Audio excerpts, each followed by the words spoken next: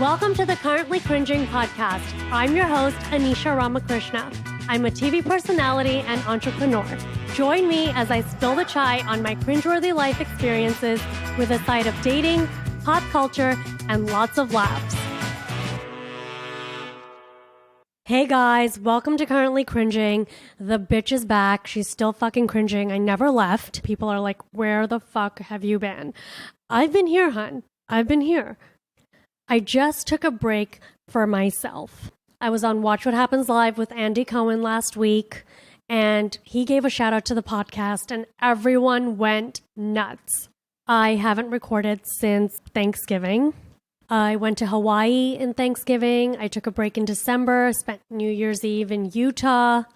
I've just been thoroughly enjoying the holidays, and then I got back to work. I had 2 trips to New York, and then I had Bali visit. You know, Bali, my friend, she's also on Family Karma. And then my parents came to visit, had a party here with some of my Scottsdale friends. Lily Singh was at that party because a friend of mine is a big producer and she's making Lily Singh's movie. So your girl's been busy. I haven't stopped, but so much of what I do is so self-fulfilling, you know? I'm on a TV show. I'm a content creator. I have a podcast. I have a fashion line. And I just wanted to take a couple of weeks off to step back and reevaluate and set my intention. Because for so long, my identity, who I am, what people find me relatable for, you know, in my community, in my family, amongst my friends, was not being married. The past decade of my life, you know, since I was about 28, that's all people have talked about, whether it was on TV or off TV. That's been my life. It's like a scarlet letter. And I've told you guys many times, I was happy, but people didn't want me to be happy. It was like people wanted me to feel weird that I wasn't married. And so for so long, for so many years, I had that burden, and it's totally a first world problem, but it was like this cloud over my head, just constantly. And then I filmed season 3, which is unfolding as I speak. I hosted the girls' trip to Turkey. I got married, and then I went to BravoCon. I crushed it at Caroline's on Broadway with my comedy show. My fashion line is surviving, and now I'm going to Miami to do the Miami Improv, March 22nd. And then when I took time off during the holidays, I just stopped, and I realized I didn't know what my intention is anymore. I got married, and then that was it. Crickets. No one's calling. No one feels bad for me anymore. I found a king. I found a Prince Charming. I found someone who brings me peace and joy. I found someone that allows me to be a lady, that makes me feel like a woman. I am especially now just being a girl. Because for so long, I've had to take on so much and be masculine, if we're really speaking. And that's me meaning this in an emotional way, spiritually, mentally. Your girl's been hustling for a decade. And in that decade, I've had this burden. And now I no longer have that burden. And like my mom, Auntie Chitra says, there are no guarantees. Things can change tomorrow. Things could change this evening, hun. But as of now, I found someone that makes me feel like a woman, like a girl. And I can sit down and relax. So firstly, that's what I've been doing. I've just been relaxing because I can't tell you the last time I actually was able to relax without having some sort of stressful issue happening, whether it was pressure from family and friends or something business related or work related. It's the first time in a decade that I can tell you I can relax because someone has my back. And obviously, you have your family, your parents, and your friends, but it's just nice to have someone on your team and you're not just doing things alone, because I've done things alone for the majority of my life. And that can be exhausting.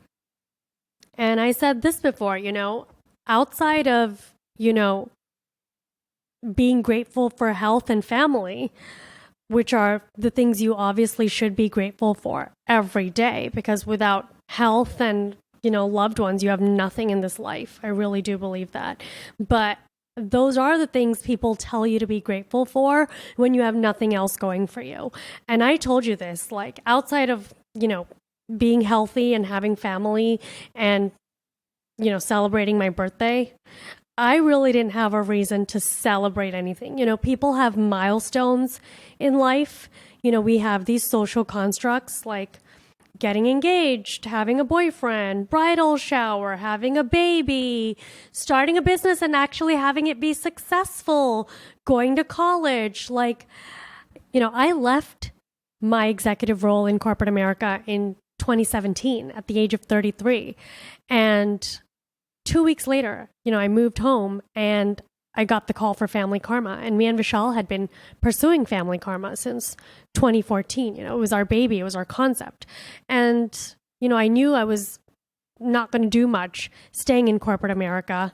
And I really wanted to share South Asian stories because there was nothing like what we are doing right now on television. I mean, you had Kel Penn and Mindy Kaling, who are iconic, and so many others, but there was no reality show with Indians on TV. And so when we filmed season 1, I had nothing.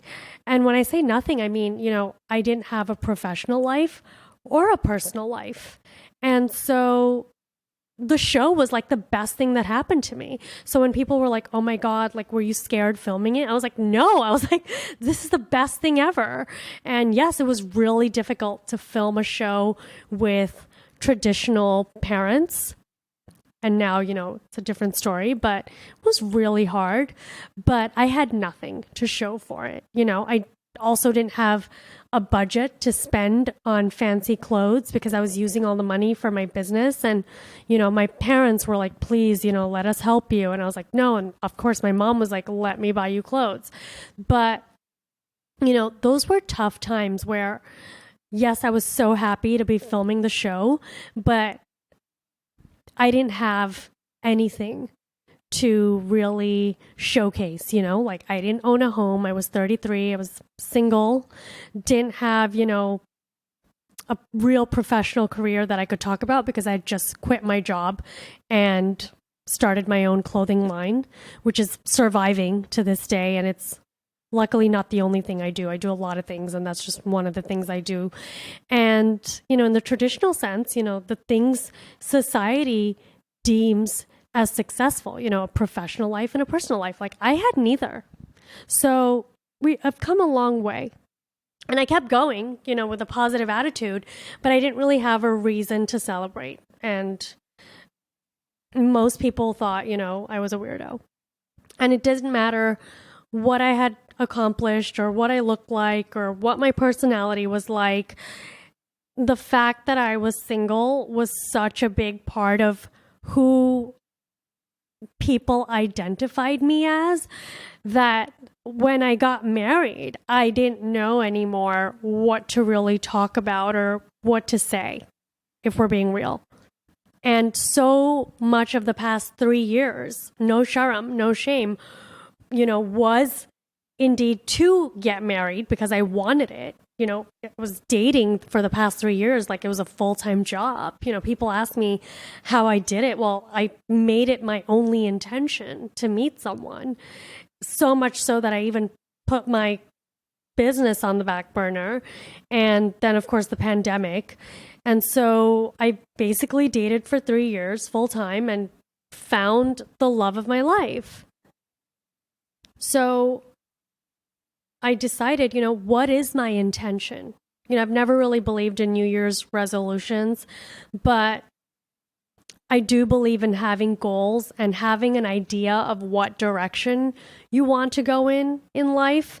And me and my husband, we want to do our vision boards together. So I've had vision boards, I'd say, for the past decade. I've had Bravo on my vision board. That happened. I travel the world.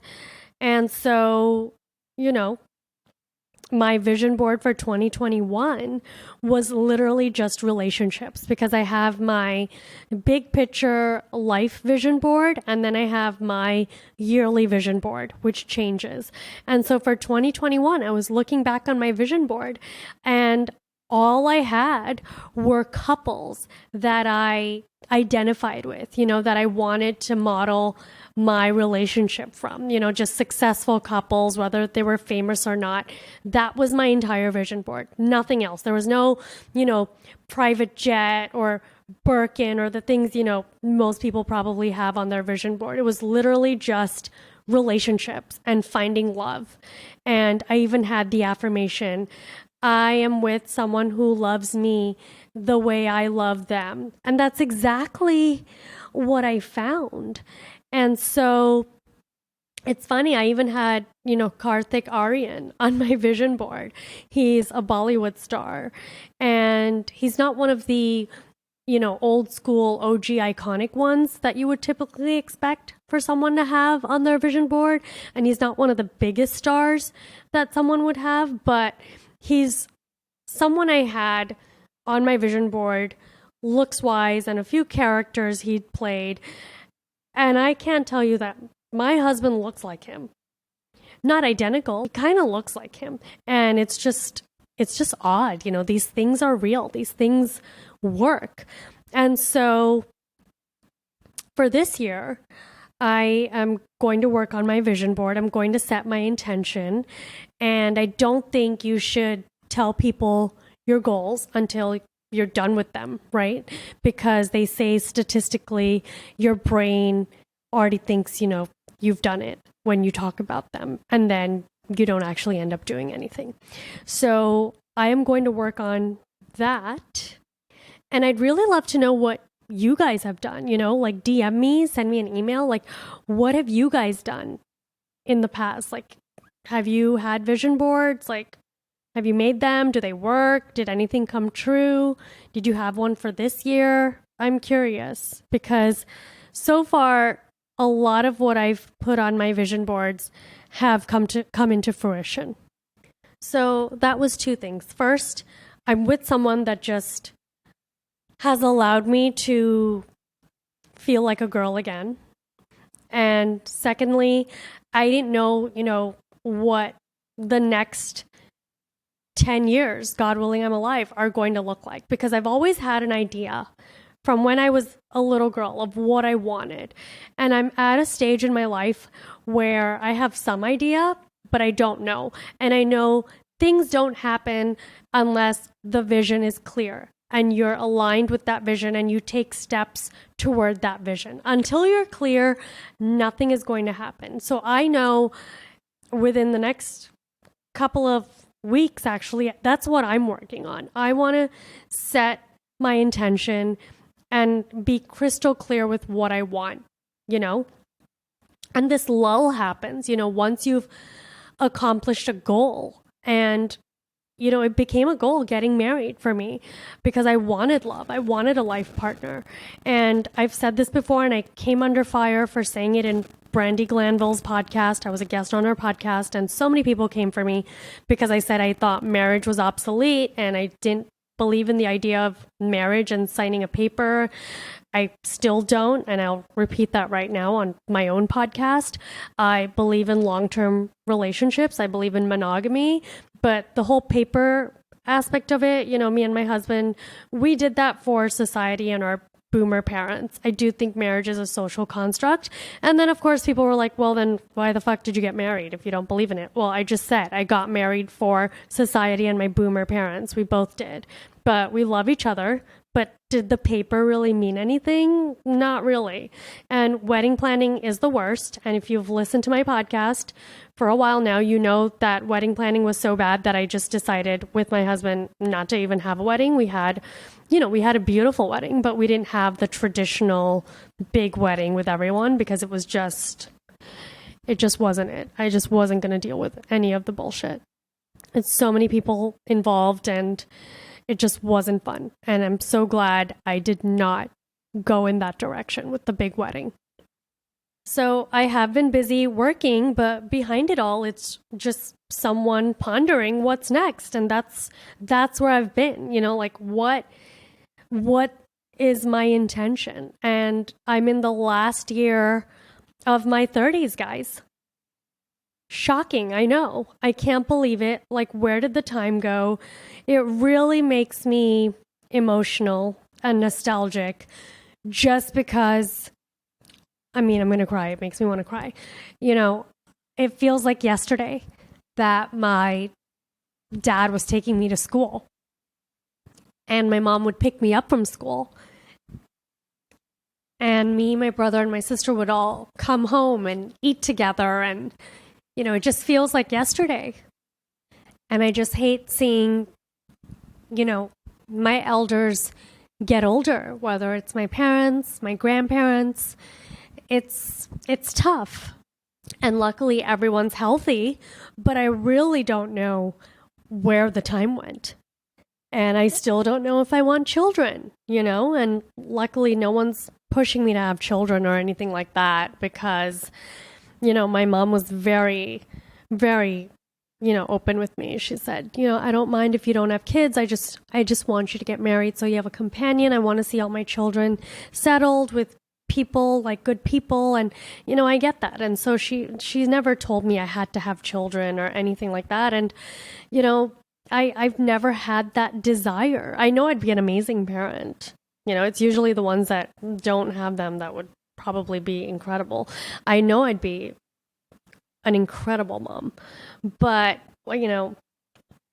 next year might be it. 2024, God willing. If I'm going to do it, then it's next year's it, right? So for me this year, it's really just, wondering what the next couple of years are going to look like. And I can't believe I will be 39 and then, I can say it over and over. Where did the time go? I really don't know. So that's kind of where I've been. I just wanted to take some time off from myself to just, relax and reevaluate. And I'm going to be setting new goals and intentions. But the Christmas tree is still up. Her name is Francesca, and she's looking at me like, you dumb bitch, why am I still here? It's almost Valentine's Day. Like, I look like a fucking whore. Like, get me out of here. And I feel bad for her. I'm like, sorry I'm doing this to you. Like, I'll probably pack her up this week.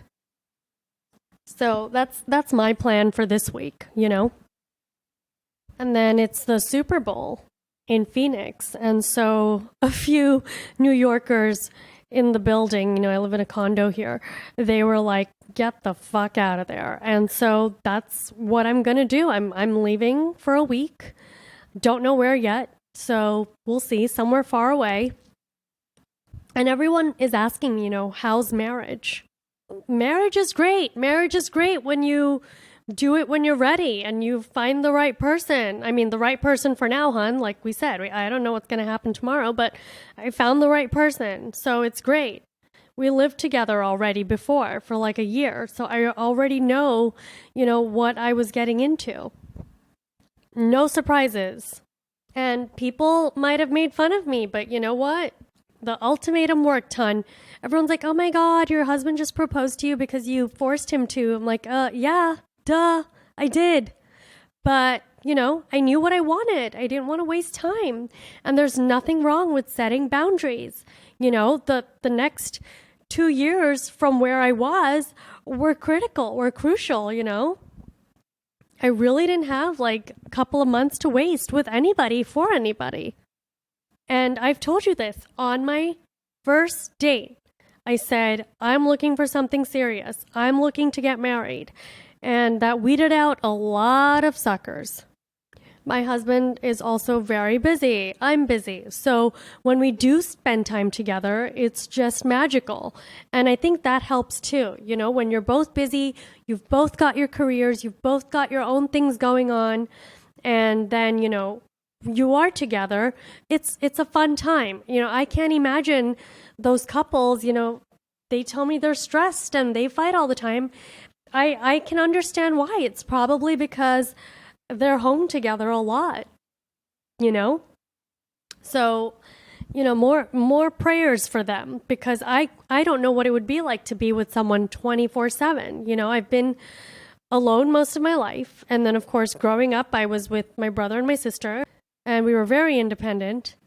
And when I lived in New York, I lived alone in my apartment, never had a roommate. So the first time I actually moved in with someone was with my husband. I'd never lived with anyone before, other than my family and my parents. My mom and my dad, and they were, you know, always working, so I was always home alone then. And so I'm kind of used to being alone, and my husband's used to being alone too. So we like our time, and we also like our alone time with ourselves. I think you always have to have a relationship with yourself before you get into a relationship with someone else. So that's kind of it in a nutshell. I'm still flex on kids. Don't know what's going to happen there. And I just took a break. Because I really haven't had a break mentally for a decade. And it's a total first world problem. But that's, you know, where I've been. And for all the single girls who DM me, who listen, I am with you. I've been there. So many women message me and they're like, I'm 37, I'm 38, I'm 39, I'm 40, I'm 41, I'm 42. Like, what? It's like awful. Like, where do I go? What do I do? And like, just live. And if you want to date. If you want to find someone, make it your intention. Be clear with who you want and what you're looking for. And like I've said before, look in the mirror as well. You know, what do you bring to the table? Like, be fair with, you know, what you're looking for. Like, do you bring a lot of what you're looking for to the table? Because, you know, I think like attracts like. And so that's where I've been. That's what I'm doing. And I've got a big comedy show coming up at the Improv in Miami.